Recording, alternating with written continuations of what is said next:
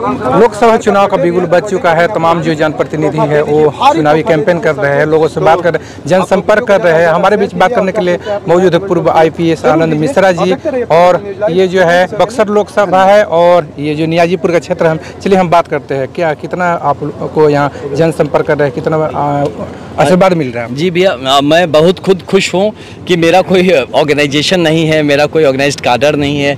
और ये जो भी आप देख रहे हैं, मैं इसको जन सैलाब नहीं बोलूँगा कि बहुत ज़्यादा पागल हो गए लोग मेरे लिए, ऐसा कुछ नहीं है। लेकिन फिर भी मैं जो जितने आ रहे हैं, कई सौ लोग आ रहे हैं, तो ये जब देखा मैंने तो मुझे खुद यकीन नहीं हुआ। और ये सारा व्यवस्था गाँव के लोगों ने किया। आप जाके पता कर लीजिए, मेरे से किसी ने चाराना भी नहीं लिया है, 25 पैसे मेरे ओर से कोई फंडिंग नहीं, कुछ नहीं। तो ये जनता को समझ में आ गए, लोग समझ गए ये चुनाव वो लड़ रहे हैं और मैं सिर्फ नाम हूँ, उनका नाम हूँ। जनता अपने अकेले तो सब पूरे जनता नहीं जा सकती है। कोई एक जन कैंडिडेट, तो मैं उनका कैंडिडेट हूँ। वो खुद के लिए ये व्यवस्था कर रहे हैं, खुद के लिए आ रहे हैं, जुड़ रहे हैं। बहुत ज़्यादा अच्छा पॉजिटिव रिस्पांस मिल रहा है। मैं यही सोचता हूँ, उनसे पूछता भी कभी कभी कि सिर्फ भीड़ है या वोट है, तो मुझे समझ में आता है ये सिर्फ भीड़ नहीं है, ये वोट है।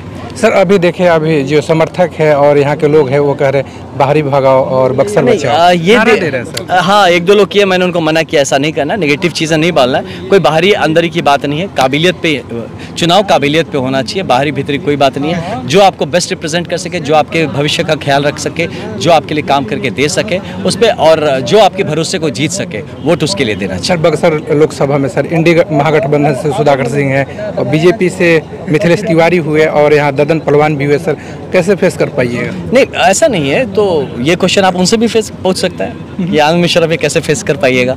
हाँ, तो ऐसा कुछ नहीं, कोई किसी को फेस नहीं कर रहा है। सब क्योंकि पार्टी सिंबल पे है और एक आप यही सोच हमारे देश को अभी तक ना बांध के रखी है और जनता को सशक्त नहीं होने दे रही। एग्जैक्टली यही सोच है कि यार पार्टी सिंबल है, हेलीकॉप्टर उड़ रहा है, ये हो रहा है, वो हो रहा है, कुछ नहीं है। ये ऐसे नहीं सोचना। आपके लिए कैंडिडेट भी उतना इंपॉर्टेंट होना चाहिए, तभी पार्टीज भी जिम्मेदारी से कैंडिडेट्स देंगे। नहीं तो फिर आपके ऊपर कुछ भी थोप दिया जाएगा और अब अगर आप लेने के लिए तैयार हैं तो फिर अपने भविष्य के बारे में बात करना छोड़ दीजिए और किसी भी पॉलिटिक्स का कंप्लेन करना छोड़ दीजिए, किसी का क्रिटिसिज्म करना छोड़ दीजिए, क्योंकि आप खुद नहीं डिसाइड जब कर रहे आपका कैंडिडेट कौन होगा। और तो फिर आपको इसका हक भी नहीं बनता कि आप थोपे हुए चीज़ को अगर आप मान ले रहे हैं, चाहे किसी भी तरीके से हो, चाहे किसी भी दल से हो, इंडी गठबंधन से हो या NDA से हो, चाहे किसी का, या मैं भी एक थोपा हुआ कैंडिडेट हो सकता हूं। तो अगर किसी थोपे हुए कैंडिडेट को आप अगर मान लेते हैं तो फिर ये आप खुद का भविष्य का निर्धारण आप खुद कर रहे हैं। सर आपका टाइम भी नहीं है, मैं एक और सवाल लेना चाहूँगा। सर भोजपुरी के जो तमाम जो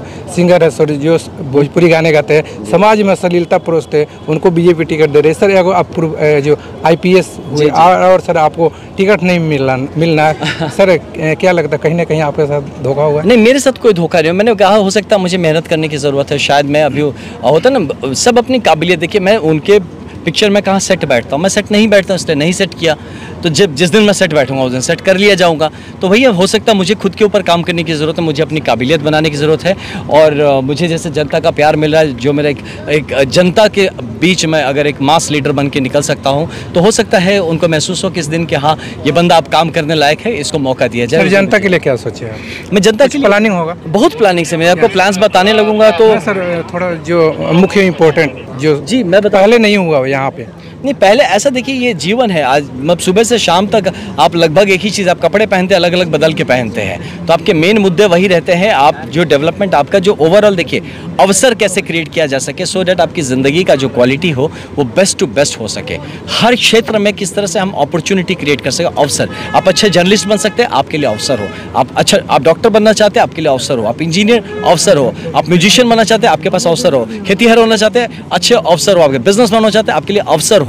तो ये अवसर हर फील्ड में क्रिएट करना मोटा तौर पे है। बाकी हर फील्ड में कुछ बेसिक ज़रूरत है हमारे यहाँ पे। आप स्टार्ट करिए तो लॉ एंड ऑर्डर से लेके हेल्थ ले लीजिए, एम्प्लॉयमेंट ले लीजिए, एम्प्लॉयबिलिटी ले लीजिए, एंटरप्रेन्योरशिप का इश्यूज ले लीजिए। सर मैं इसलिए पूछ रहा हूँ कि जो तमाम जो भी जनप्रतिनिधि है ऐसे जनता के भी जाते हैं, बोलते हैं कि हम वैसा लकीर खींचेंगे, हम ऐसा लकीर खींचेंगे, इसलिए मेरे पूछने का ये मकसद। मैं इस पर काफ़ी सालों से काम कर रहा हूँ। अगर मेरे हाथ में ताकत रहे, पावर रहे, तो उस लेवल पर मैं काम करके दूंगा। अगर ना रहे, मैंने कहा आपको स्पीच में, अगर आपने सुना होगा कि मैं MP बनूँ ना बनूँ, मैं काम ज़रूर करता रहूँगा। अगर MP बनूँ हूँ, मेरे पास गवर्नमेंट के और जो पब्लिक रिसोर्सेस मेरे अगर डिस्पोजल पे रहेगा, मैं इन्फ्लुएंस कर सकता हूँ प्लान्स, प्रोग्राम्स, प्रोजेक्ट्स, तो उस हिसाब से मैं ज़्यादा बड़ा और बेहतर काम कर पाऊँगा। नहीं होंगे तो एक जैसा NGO कोई काम कर सकता है, एक ट्रस्ट काम कर सकता है, उस लेवल पे, छोटे लेवल पे मैं काम करूँगा, लेकिन उसी लाइन में मैं विकास के लिए। जनता के लिए आखिरी संदेश क्या रहेगा? यही रहेगा कि इलेक्शंस आ रहे हैं, वोट देने का वक्त है। आप वो 5 सेकंड जो वोट के बटन दबाने में लगते हैं, वो ध्यान से दबाएं। वो अगले सिर्फ आपके नहीं, आपके बच्चों का, आपका परिवार का, आपका क्षेत्र का, बिहार और इस देश का भविष्य निर्धारित करेगा अगले 5 साल के लिए। इसलिए सोच समझ के आप बटन दबाएं और सिर्फ सिंबल या किसी चीज़ से प्रेरित ना हो, सिर्फ भौकाल देख के ना करें, जिससे इंसान की काबिलियत देख के आप वोट दे। सर, सब लोग चुनाव में वोट मांगते हैं, प्रलोभन देते हैं, ये देते हैं, लेकिन सर आप कह रहे हैं कि मेरा बर्थडे है और हम मेरा बर्थडे है। एग्जैक्टली, मेरे पास पैसे नहीं है। देखिए, मैं सच कह रहा हूँ, मेरे पास पैसे नहीं है बांटने के लिए, और मैं इस तरह की राजनीति करने नहीं आया हूँ। मैं आपको बेवकूफ़ बना के, आपको प्रलोभन दे के राजनीति, मैं वो करके ये याद रखिए, अगर मैं आपको पैसे बांटता हूँ ना, तो मैं आजीवन खुद के लिए पैसे बटोरूंगा।